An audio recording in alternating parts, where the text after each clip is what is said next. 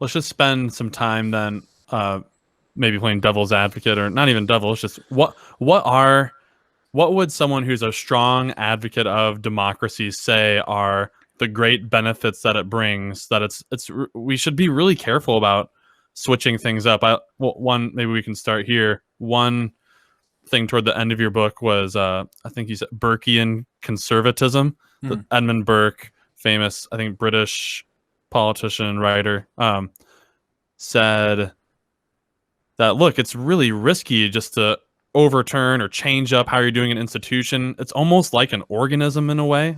That's not his language, but it evolves and adapts over time. And so, similar to a concern of, I don't want to mess with a free market, let it work itself out.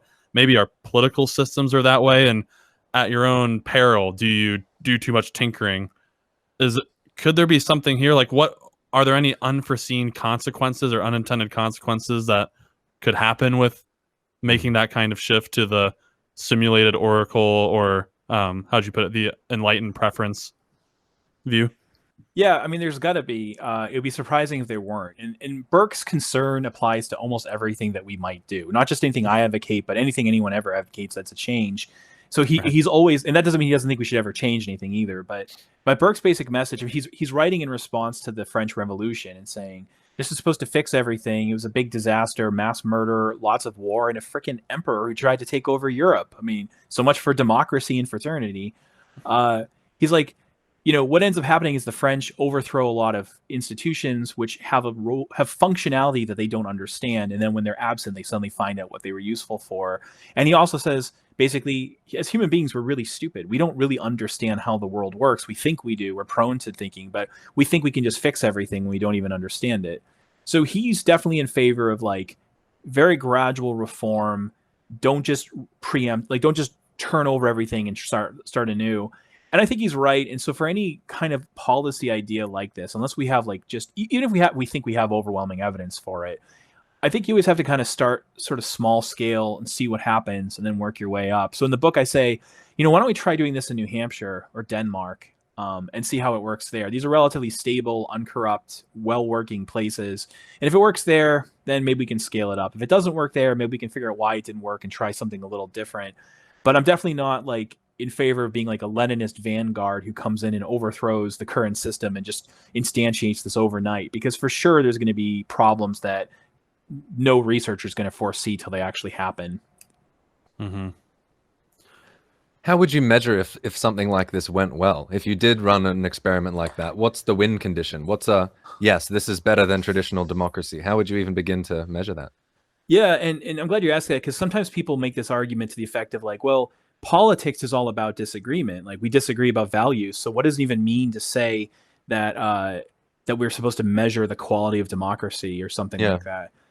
So what I tend to do is think like, what are some widely held values that seem pretty reasonable to a lot of people? Like, having less crime is better than having more crime. People being richer is better than people being poor. Having less social divisiveness or more stability, having less measurable corruption. These kinds of things are things that are widely shared values, though, there are some people that dispute them. Very early in the book, I try to respond to the view that like, because people disagree about politics, we can't have an independent standard. And the weird thing is, some people say things like, because we can't have an independent standard, that's why we're supposed to have democracy. Like, we just have to have this system to decide what we're going to do, but we can't ever judge the decisions that we make. It's a weird position, because on one hand, you're being like radically subjectivist about how to judge what we do, or like how to like about outcomes, but you're being radically objectivist about the method we use to generate the outcomes. But a lot of philosophers find this puzzling, because they just go, all right, imagine that we have whatever you consider a perfectly functional democracy. We follow the rules exactly the way you want, and then we decide, let's nuke Tuvalu. Or Tuvalu. I don't even know how you say it. I've never even heard this country pronounced, but there's a small island nation state, I think, called Tuvalu or Tuvalu, probably Tuvalu. Let's nuke them. It'd be absurd to say, well, we did it. We decided this democratically. There was no corruption, so let's do it. It seems like you have to admit that there's a standard. Or better yet, what people often say things like, the reason democracy is good is because it's fair. It doesn't matter what we decide. What matters is that it's equal. Now, one problem with that is it's really not very equal. Even like the best functioning democracies are not very equal. Money matters. Attractiveness matters. If you have a minority position, you're always going to get outvoted, etc. If we really cared about equality, we would never have an election. What we do is do what the Greeks did and have random drawings of things. So we could do something like, who's going to be president? Well, there's 225 million people that are eligible. We'll put their names in like a random number generator. Congratulations, my Nana is now president of the United States.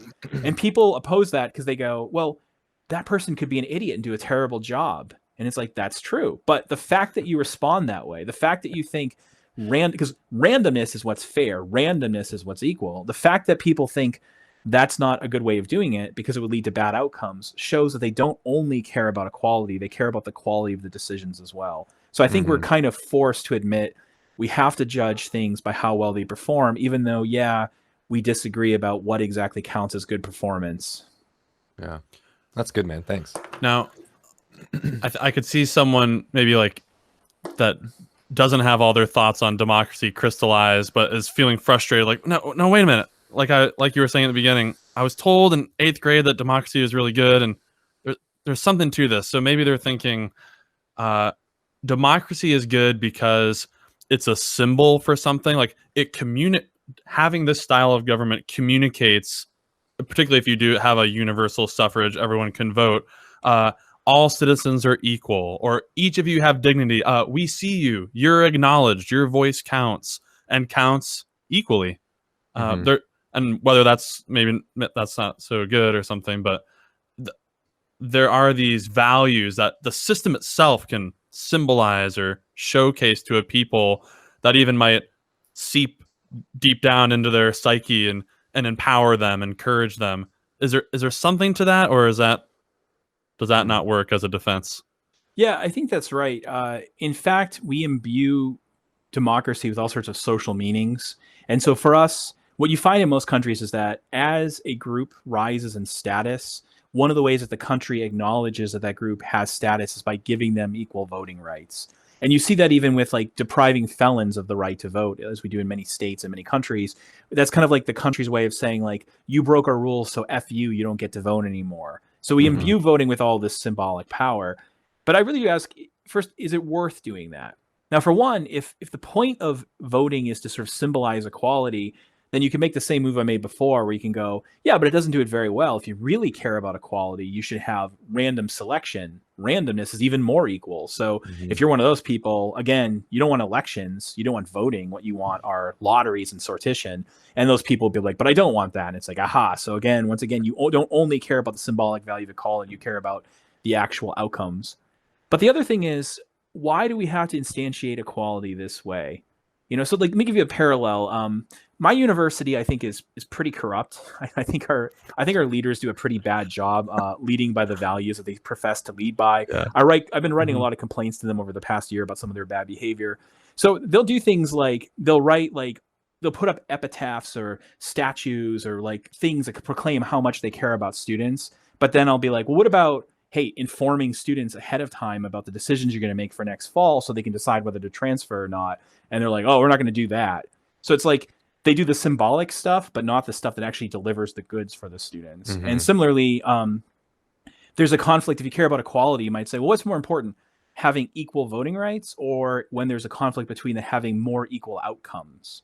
Because it's not clear that having equal voting rights will lead to equal outcomes. No, I mean, here, just as a toy example, imagine we have 90% white, 10% black as a population. Imagine all the white people are completely racist against all the black people, such that white people will universally agree to always thwart black interests. Now I give everybody equal voting rights. What happens? Well, democracy will lead to less equal outcomes because the majority are going to vote against the minority. So there can be a conflict. So at least in principle, there can be a conflict between equal voting rights and equal outcomes. Though in practice, I don't think there isn't as much as I had in that toy example. But the other thing is like, why not just pick, if it's delivering bad goods, why not, if it's not working, why not just find some other way to express equality? Giving everyone equal liberal rights, equal freedom of speech might be a way of like symbolizing equality. Or I have this like toy example in the book where I go, imagine you grew up in a world where at the age of 18, the government gives you a red scarf. And everyone wears the red scarf outside. And then imagine like this hardcore, like fundamentalist religious group comes to power and they say, we hate gay people, so we're going to remove their red scarves. And when you turn 18, if you're gay, you don't get a red scarf. In that world, it would make sense to go and march on the streets and demand that gay people get their red scarves. But we, sitting from the outside, we can see how they would think that, but we also recognize there's not really a deep connection between equality and the scarves. It's just a meaning that they're imposing on it. In the same way that, like, if I stick up my middle finger, it's not like that necessarily has to express contempt. It just does because we've imputed meaning to it. So I think we're doing that with democracy too. One of the ways we can express that everybody's equal is by giving them equal voting rights. One of the ways we can express everyone's equal is by giving everyone a red scarf when they turn 18. One of the ways, I think a better way of expressing everyone's equal is we pick whatever political system does the best job of delivering egalitarian outcomes, even if it turns out to be one that is not perfectly egalitarian on its inputs.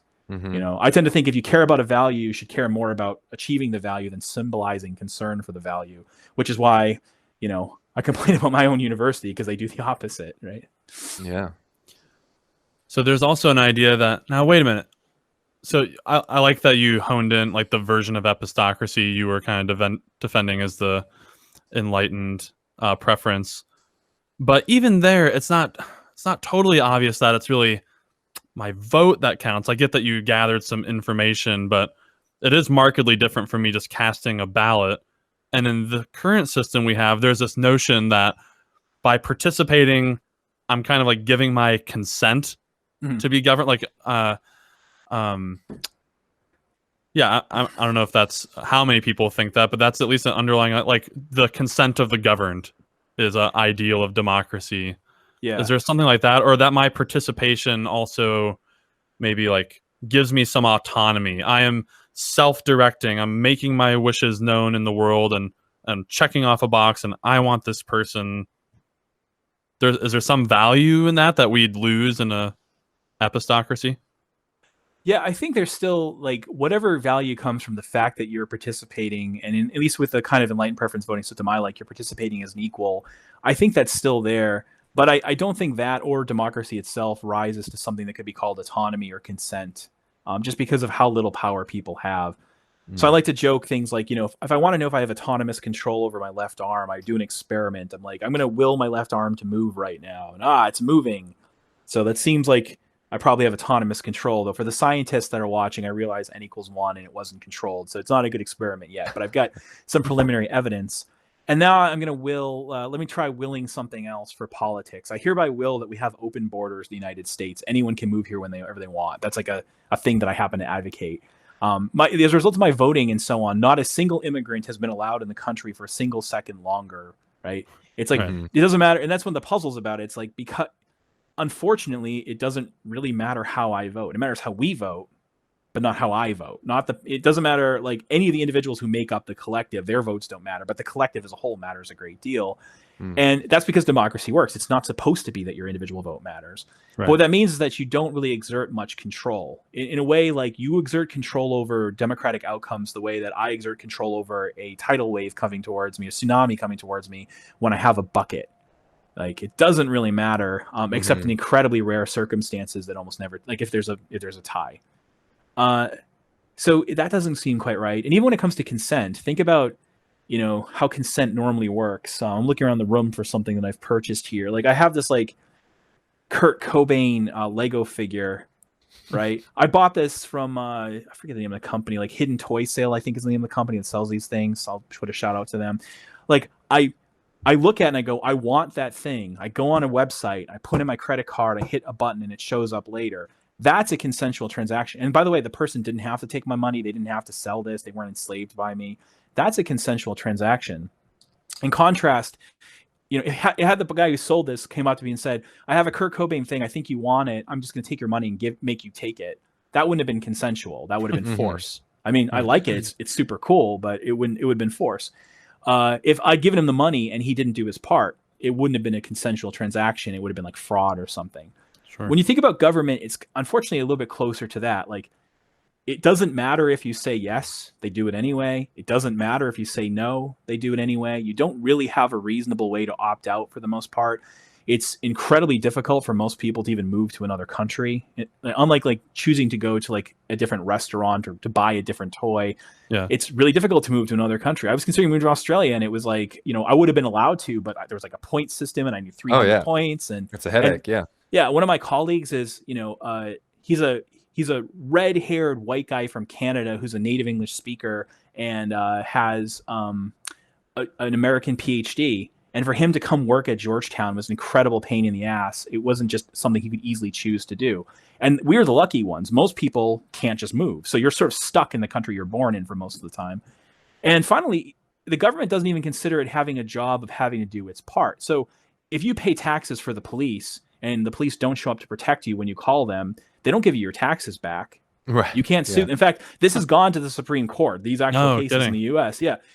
There's a case in DC where a woman called the cops because she was being attacked and they never showed up. And so she sued and it went to the US Supreme Court, and the Supreme Court said, no, the government doesn't owe you protection in exchange for taxes. It just owes people in general protection. So it has none of the elements of a typical consensual transaction.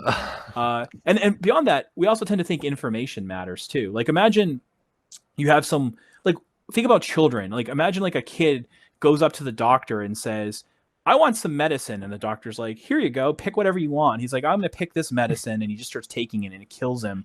Yeah. Did the kid really consent? He has no idea what he's doing. We tend to think that you need some level of information for it to be a consensual transaction. And this is actually implemented in law when it comes to medical decisions. You're supposed to make informed decisions. They're supposed to inform you about what it is you're choosing. The doctor can't just go up to you and go, hey, you have a condition called polypropodiaxis, and if you take this medicine, maybe it'll help you. They have to tell you why it works and what the chances are. Right. But as we talked about the ignorance stuff, most people don't have that. So democracy surely does give the people a lot more power than a dictatorship. So it's more consensual than a dictatorship, but it doesn't really rise to the level of consent per se. There are all these conditions that aren't met.